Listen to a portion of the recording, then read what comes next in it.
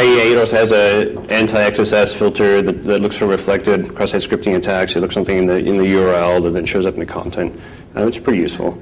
And then most of ours have implemented anti-phishing, and they've implemented anti-malware, right? So that's all good stuff. So the question for this audience is probably like, well, what to do? Like, what are we supposed to do about this? Great that all this stuff is going in there. Where does the security community participate in this? Well, just, participate. I mean, peer reviews of security models, right? All the stuff is going through standardization. It's all there. Take a look at it. Contribute feedback. Get on the mailing list. Discuss it. I mean, there's really a wealth of potential contributions that could be provided by the people in this room, but unfortunately that, like right now there's sort of this big disconnect between the standards bodies and the security community. Mozilla has its own Mozilla Dev Security Usenet group that is used for random security discussions. You can subscribe. It's pretty low volume, but there's an interesting security feature we're working on. We'll generally cross-post that list, and you'll be made aware of it, and you can participate. Download and test stuff, right? We have a tri-server build of content security policy. You can go, and I do have at the end of this I have references. You can go look at a bunch of links at the end of the presentation. But you can go download a Firefox build of content security policy in there and implement it on your website and see what works. Test it, break it. See if your website breaks, see if CSP breaks first. Don't think it'll break, I'm sure. It always does. There's also a strict transport security add-on you can get for Firefox. And all this will be eventually in the code, but we often use add-ons and non-standard builds to test things, right? So we've prototyped STS in an add-on. You can download it. It's called Force TLS because that was the original name of that proposal and got renamed. But if you just go to addonsmozilla.org, you can download it and implement it on your website and test it. See if you can find a way around it. That'd be great. So what can software vendors do? Big problem is they could behave a little better sometimes, right? There's still way too much history of gag orders and sketchy stuff where companies go after researchers for trying to do their job. Vendors sit on vulnerabilities forever, don't fix them as quickly as they should. So vendors should instead embrace researchers and support them. Mozilla, for example, has a security bounty program, right? So if you submit a security bug to Mozilla and it's a real issue and we fix it, we'll give you a t-shirt and a little bit of money. I don't know why everybody isn't doing that, frankly. I mean, they should be. But researchers can do some things a little better too, right? So, I mean, really practice responsible disclosure. It does make a difference. I mean, so we have this sort of very open culture at Mozilla, honestly. I mean, people sort of say that, but until you've worked there, after having worked at different organizations, it's kind of a bit of a culture shock, right? So at Mozilla, I personally have to justify why I want to keep some information closed, right? Like I don't have to justify keeping things open, making things open, just to keep it closed. So why would we keep anything closed? Well, we'll keep things closed that could sort of represent direct risk and harm to our users, right? I really don't want to go discuss a vulnerability that we know about that we haven't yet fixed if it's not public, because there's little benefit but a lot of risk, right? So, I mean, it would go ways for researchers to consider the positions the software companies are in, right? And if maybe they're just being evil and trying to protect their assets, or maybe they're actually trying to protect user privacy and security as well. That assumes, of course, that they're actually behaving responsibly in the first place, right? This has kind of been a pet peeve of mine a couple times. Is it's called security research. Make sure you're actually presenting research, not assumptions.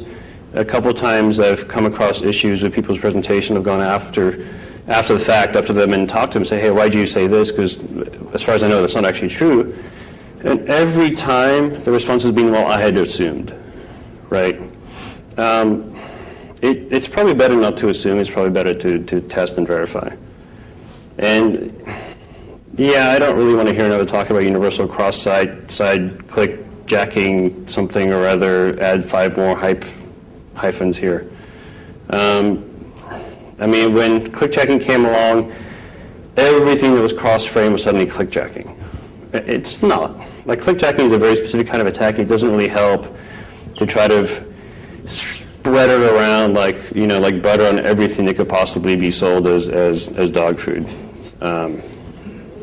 So what could users do? Well, So educate users, talk to them. And security awareness is a big part of users, but don't expect you can turn them into security experts. It's not their job. They're a task group, and their goal is to solve a problem and move on, right? Not to become hackers. But that, interestingly enough, sort of makes the developer more responsible, the security researcher more responsible for really pushing them in the right direction, right? Like, so one thing, and I'll give you a couple examples. You see the UI changes in Firefox in the last couple versions to be more forceful in driving users to make the right decision, not simply present a choice that is A or B. But you shouldn't take user choice away entirely, right? So like updates, an example. Updates in theory, it'd be great if everybody just sort of updated magically and the new version was running and you couldn't do anything about it. In theory, until you break somebody's application, until you break somebody's workflow in their company, until you, in the middle of trying to organize a wedding, you break their magic wedding planning application and the bride freaks out and kills everybody, right? So, like, it's great to assume, but you also want to give the user an opt-out if you're wrong. So I have this video again. I think this video is great. I actually really wish that users were as cooperative, as willing as these folks are just to get home. Like, this is how security should work, in my opinion.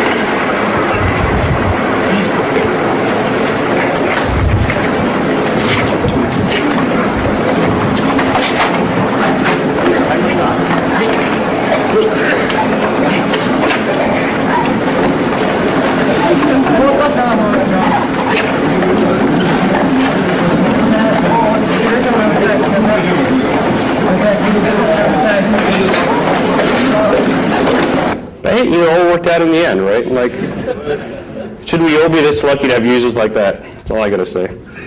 So, here's a change that happened in Firefox 3.0. And this dialog is slightly updated for 3.5, but basically the gist of it's the same. Like, you probably, all of you remember the old SSL dialogues that was like, this website apparently might be really broken and try to rob you. Would you like to continue, yes or no? Well, I don't know. You hit no and the website doesn't work. You come back, reload, hit yes, and the website works. Okay, well, yes is obviously the right answer because the website works. Now we have a slightly different dialog that says, this website is broken, you should go do something else. And in the bottom is a little like, well, I understand the risks. Oh, if you say so, okay, yeah, knock yourself out. This was very controversial when this came out. A lot of ire from, of course, the more technically savvy people, some of them apparently in security, but not really, complaining that it wasn't our right to once again dumb down the dialogue and take user choice away, right? Sorry. And the argument is, well, sometimes I really just need encryption, I don't care about authentication. Which, on the web, is not actually possible, because the definition of man in the middle is you don't know who you're talking to. So having an encryption channel to the man in the middle, not very useful, right? So in some respects, even pretty sophisticated users can be really, really wrong. But you still need to give them an out, right? Because they determine, like, if I'm setting up my home router, this is what I'm going to get. Right? They're not going to have a CA, certificate that's tied to 192.1.1.1. So,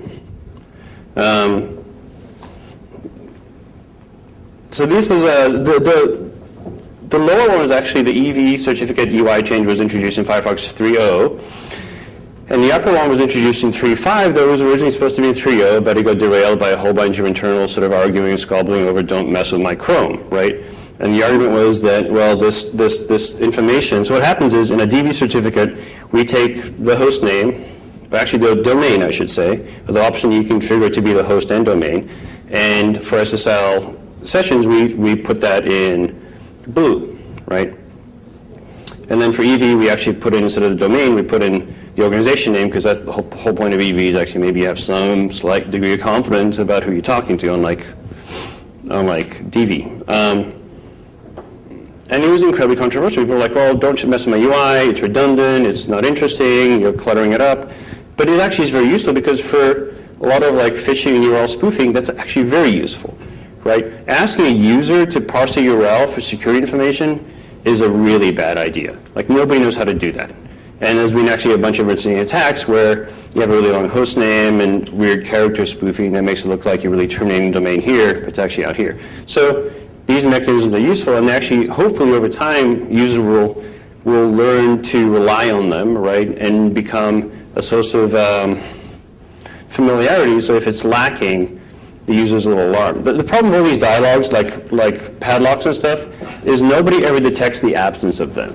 Right? You've seen these images where, like, if you can go to your bank and you can set up like my favorite image thing, and when you log in, you're supposed to see that image. And people have done studies where all you do is simply don't show that image, and nobody notices the image isn't there. So hopefully this is useful, but this is certainly no panacea. So software developers, what can developers do? Change how you think about security. Security is a characteristic of the product. It's not a gate to get through. It's not like you get the security rubber stamp at some point in the release cycle and you're happy. You should be thinking about security through the whole life cycle of the product. And I've seen this sort of evolution in companies that start with incident response. Oh crap, we got hacked. It happens usually like a couple times. And like, okay, when you get pen testing and we get people to come and hack our infrastructure and find the issues, right? Well, I mean, that's okay, but then the problem you find is that they're almost always, like, especially for software, they find your stuff way too late in the life cycle. You bring them in usually, before you're going to ship. If they find a serious problem like an architectural issue in your application, not a good time to be rebuilding it. Not a good time to be architecting major features a month before you're trying to like ship the thing. So you start doing security reviews. Like, well, when you're about to, like a little sooner before we actually start testing it, let's talk through what you're doing. And that leads to like design reviews where before you even start specifying, before you even start coding the thing, you actually sit down and agree what it is you're trying to do and why you're trying to do it and what the security characteristics of the feature should be, so it's included in the design, in the spec, before you start doing any of the work. And eventually what happens is you do it in your requirements, right? And when you think about a feature and the user goes, I really want X, you go, well, do you really want X or do you want this safer version of X, right? You should be thinking through security through the whole life cycle of your product, not as this thing you're supposed to just sort of survive towards the end of the release cycle. So I've worked on a couple of security models. I worked on the FlashBlade security model. I worked on really designing the Adobe Air security model and worked on Mozilla and stuff. And so when you look at new features, you have to really consider the implications of the security model. This means is that really iterating security models is incredibly painful. Like this whole sort of like, let's ship it now and figure out later. Taking privilege away is almost impossible. So if you're looking at designing a security model and you have a couple options, one is to be more restrictive initially and target a core set of uses and applications, or you can be sort of more open, which is always very tempting because, hey, if you're more open, you just allow more things, more people will use your application, everybody will be happy, it'll be great. The reality is, whatever you pick now, you will never be more restrictive than that, realistically. Because every time you do, you break people's applications, you break people's websites, and they're not going to like you. And so the cost to do that, the barrier for taking away privilege in your security model further down the road is so high, it's not impossible. But you have to be willing to break your customers. That's not easy. Having done that a couple times, not fun. So, just start with the minimum privilege. And this is why requirements gathering becomes really important. If you don't really understand what people are trying to do with your product, what goals you're trying to achieve, what problems you're trying to solve, you cannot even have this conversation. Not in a functional way, because what's going to happen is like, well, people want to do this and this and this and this and this. Well, we need all this privilege to do it. They just need everything. So that's what they get. So you do have to thread this sort of needle of not too much and not too little privilege, right? So Occam's razor is often sort of misquoted as being the simplest solution is best. It's actually not true. Out of all equally effective solutions, the simplest is best, which is a very, very different thing, right? Simplest simply implies that you're trying to go for the simplest solution, which might be simple, has no bearing on the effectiveness of the solution, right? So security is also not something you can solve. You just don't like, I've had this conversation, people want to solve security. It's like, no, you can't. What you can do is try to factor in security into the cost of ownership. So when you're looking at designing a feature or a product, you have to budget it in. Right? And I had these battles countless times where people are like, well, I don't want a budget to have a security release a quarter. Well, you need to. Right? I don't want a budget to support an update mechanism that can update all other users with